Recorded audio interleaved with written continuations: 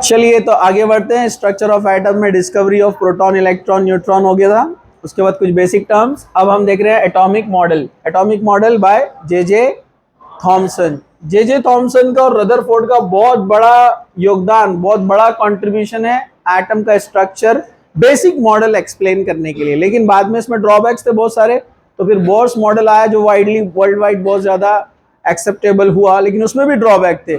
और ऐसे ही सिलसिला आगे चलता रहेगा, हम इसको देखते रहेंगे।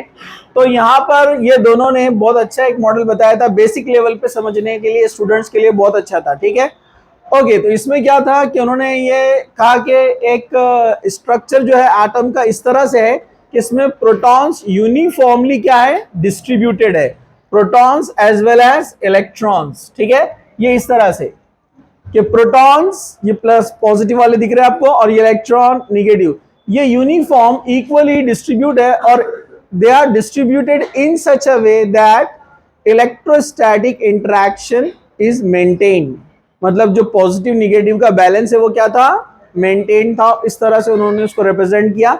और रेडियस ऑफ एटम उन्होंने यहां पर बताया 10⁻⁻10। ठीक है, बाद में और फर्दर अपने को पता चला न्यूक्लियस का एटॉमिक न्यूक्लियस का रेडियस कितना था, 10⁻⁻15, जिसको क्या बोलते हैं, वन फर्मी।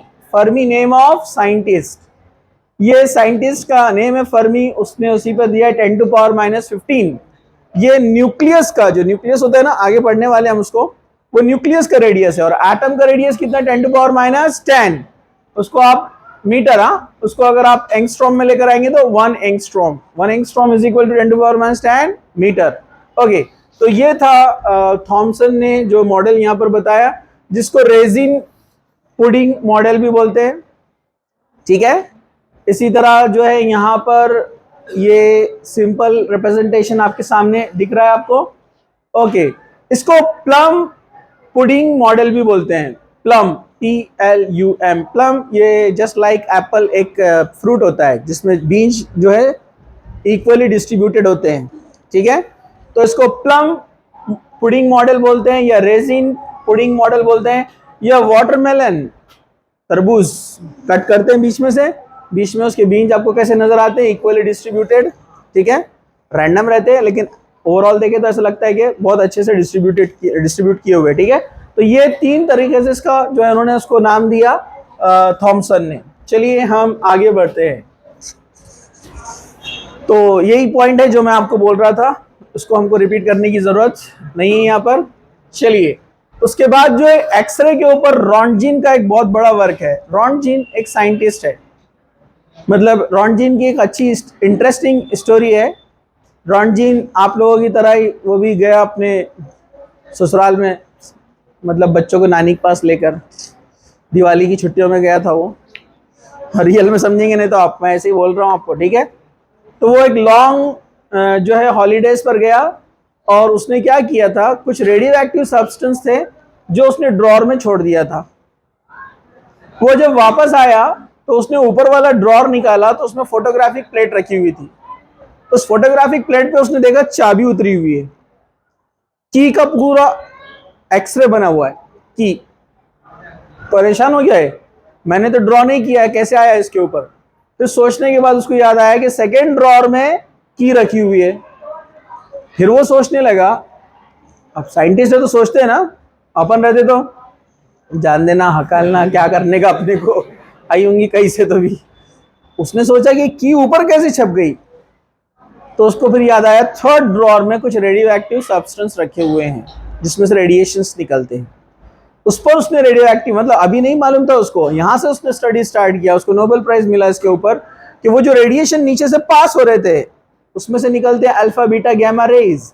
वो रेज की को क्रॉस नहीं कर सकते, की के थ्रो पास नहीं हो सकते, क्योंकि मेटल का है की, उसके आजू बाजू से वो जा रहे हैं और फोटोग्राफिक प्लेट को जाकर स्ट्राइक कर रहे, टकरा रहे। तो जितना एरिया वो रेडिएशन जाकर टकराए, फोटोग्राफिक प्लेट का कलर जो है चेंज हो गया। सिर्फ जहां वो मेटल को क्रॉस नहीं कर सके की को, तो उतना की उसके ऊपर छप गया।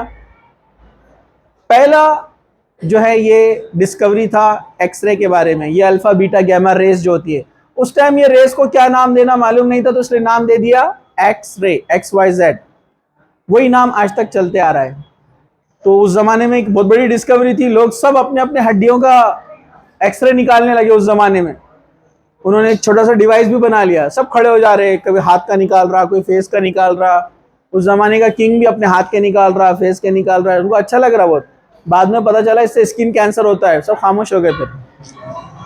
तो ये अभी शुरुआत थी। तो ये एक रॉन्टजिन का बहुत बड़ा कंट्रीब्यूशन है ये एक्सरे रेडिएशन के ऊपर, ठीक है। चलिए हम आगे बढ़ते हैं।